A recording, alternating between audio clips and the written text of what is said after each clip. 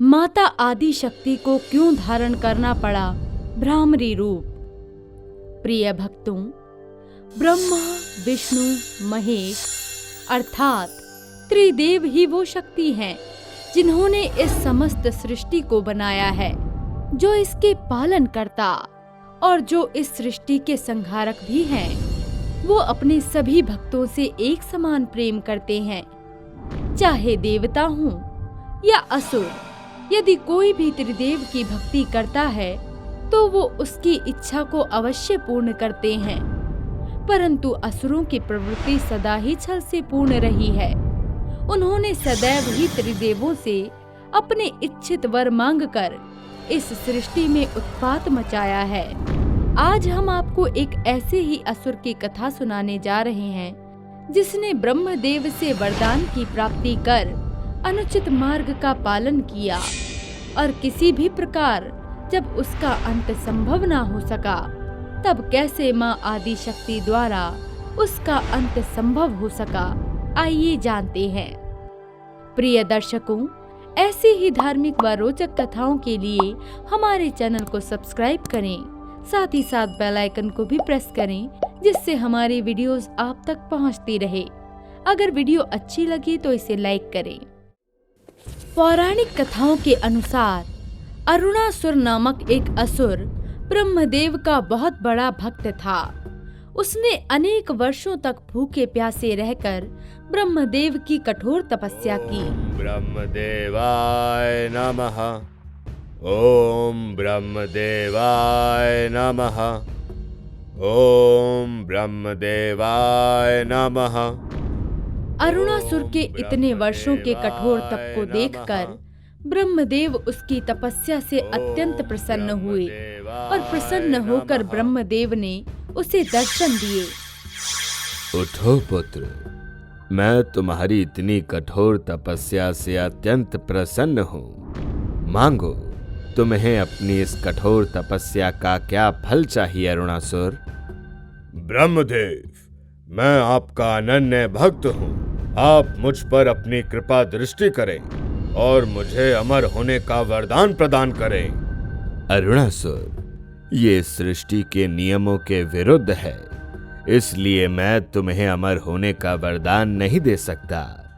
परंतु तुमने मेरी इतनी कठोर तपस्या की है, इसलिए तुम इसके अतिरिक्त मुझसे कोई और वरदान मांग लो। मैं तुम्हें वह वरदान अवश्य प्रदान करूंगा। परंतु ब्रह्मदेव, आपको मुझे ये वचन देना होगा कि मैं आपसे जो भी वरदान मांगूंगा आप उसे गुप्त रखेंगे, अर्थात कभी भी आप किसी को ये नहीं बताएंगे कि आपने मुझे आशीर्वाद स्वरूप क्या वरदान प्रदान किया है।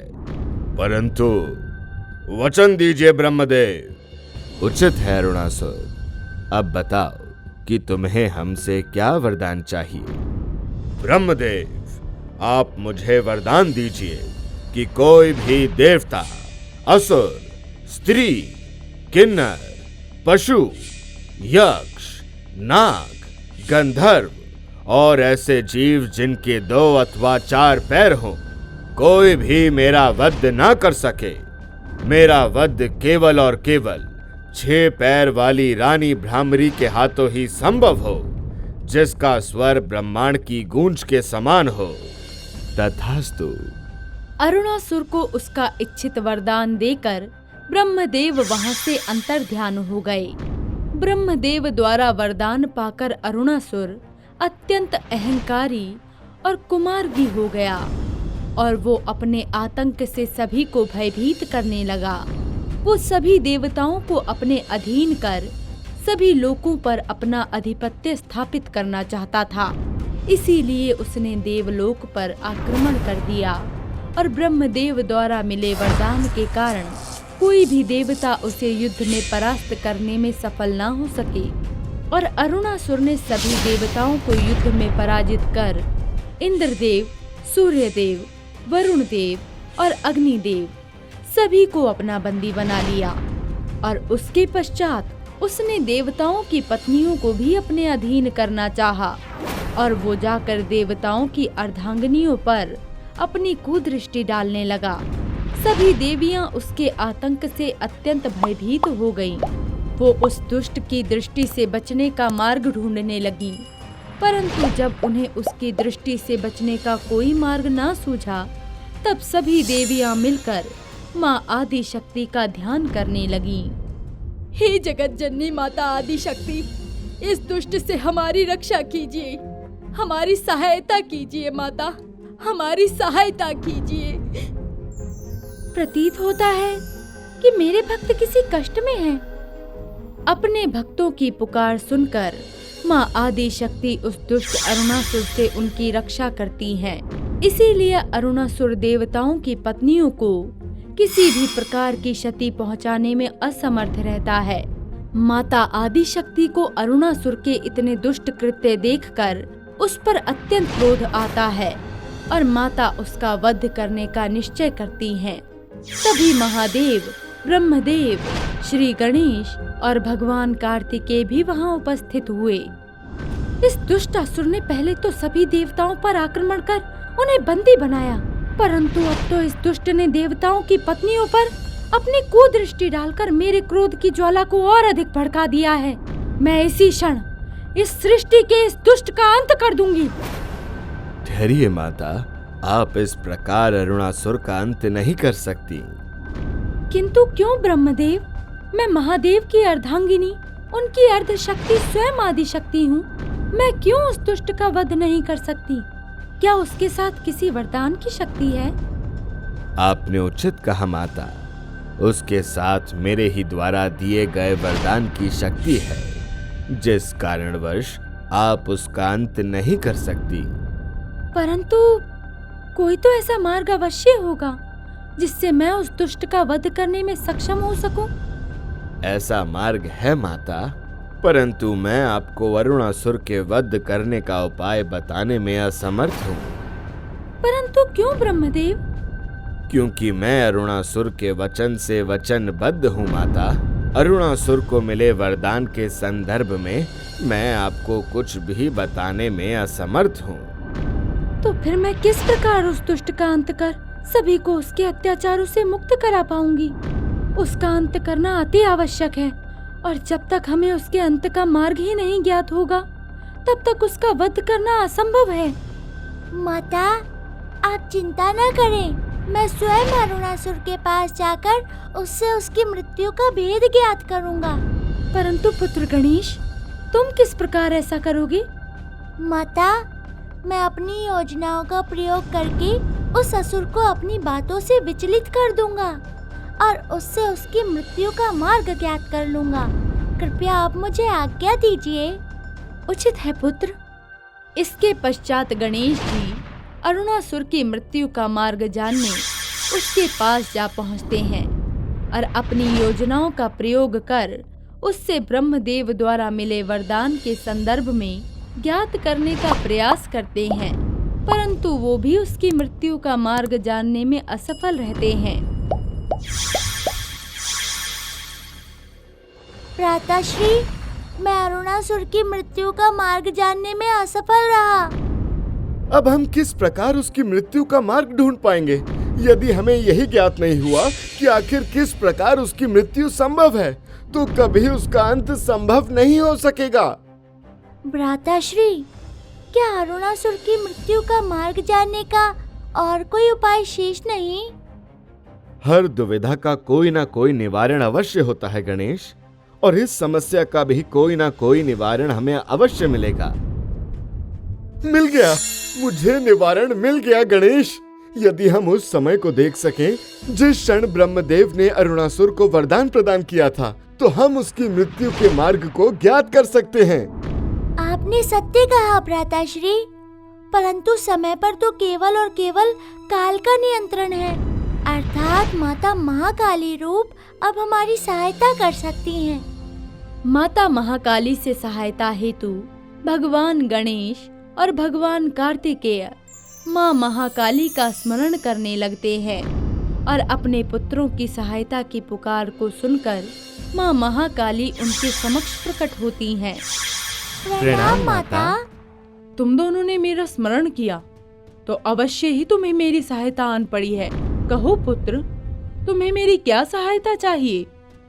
माता, हमें अरुणासुर की मृत्यु का मार्ग जानने के लिए आपकी सहायता की आवश्यकता है। केवल आप ही हैं जो समय के चक्र में भूतकाल में हुई घटनाओं से हमें अवगत करा सकती है।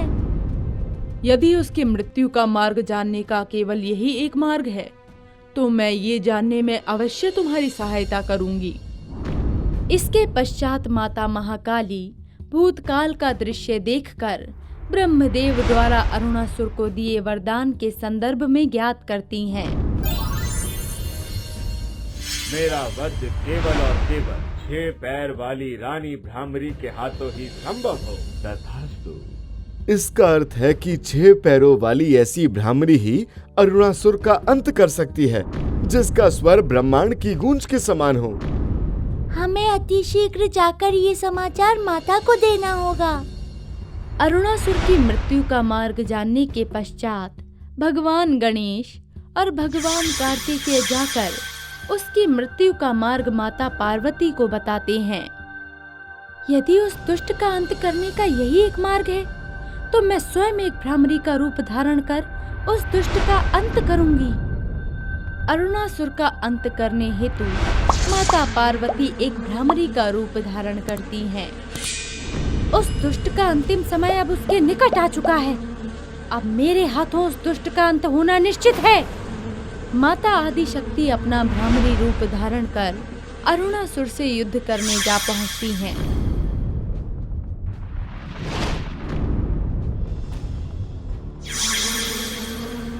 कहाँ छुपकर बैठा है दुष्ट अरुणासुर? हिम्मत है तो मेरे समक्ष आ और युद्ध कर मुझसे।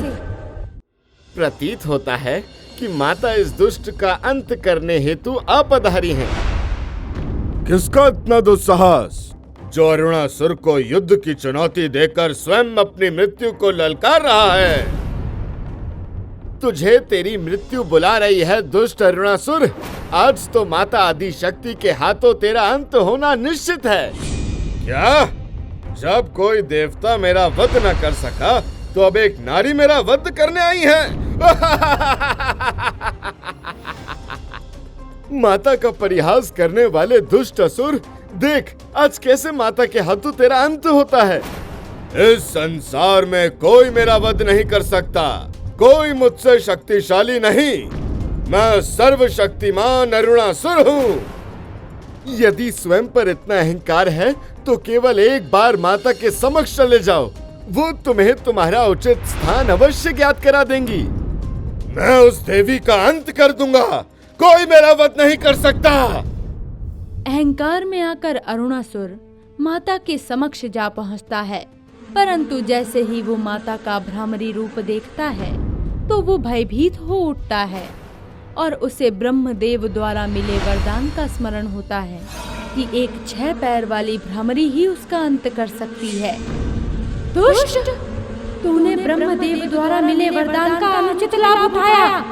यदि तूने अपनी शक्तियों का उपयोग किसी उचित कार्य के लिए किया होता, तो आज तेरा अंत करने के लिए मैं तेरे समक्ष न होती।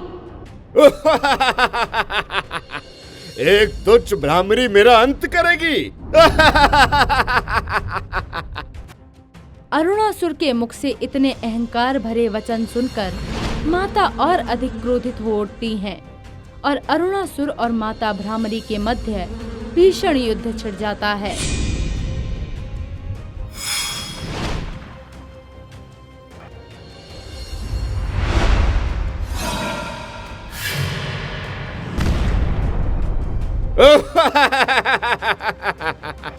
अब कैसे मेरा वध करोगी? तुम्हारी सभी भ्रामरियों का तो मैंने अंत कर दिया। दुष्ट अरुणासुर, चिंतित न हो, मेरे हाथों तेरा अंत अवश्य होगा।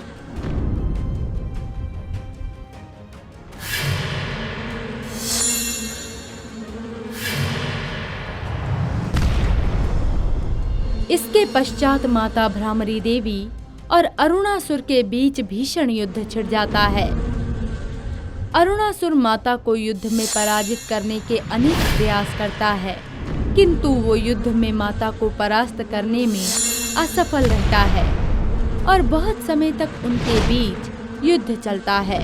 तब माता भ्रामरी उसका अंत करने के लिए उस पर अपना अंतिम प्रहार करती हैं और उस प्रहार के साथ ही माता भ्रामरी देवी के हाथों उस दुष्ट राक्षस अरुणासुर का वध हो जाता है।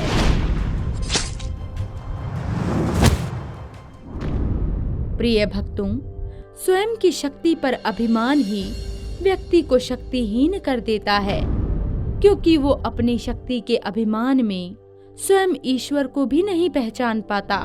वो स्वयं को ही ईश्वर समझने लगता है और उसका यही अभिमान एक दिन स्वयं उसका ही अंत कर देता है। अगर आपको ये वीडियो अच्छी लगी हो तो वीडियो को लाइक करें और हमारे चैनल महावॉरियर को जरूर सब्सक्राइब करें और साथ ही वीडियो की अपडेट पाने के लिए बेल आइकन को जरूर दबाएं। और आप अगली कहानी किस महावॉरियर की देखना चाहते हैं, आप हमें ये भी कमेंट्स करके बता सकते हैं।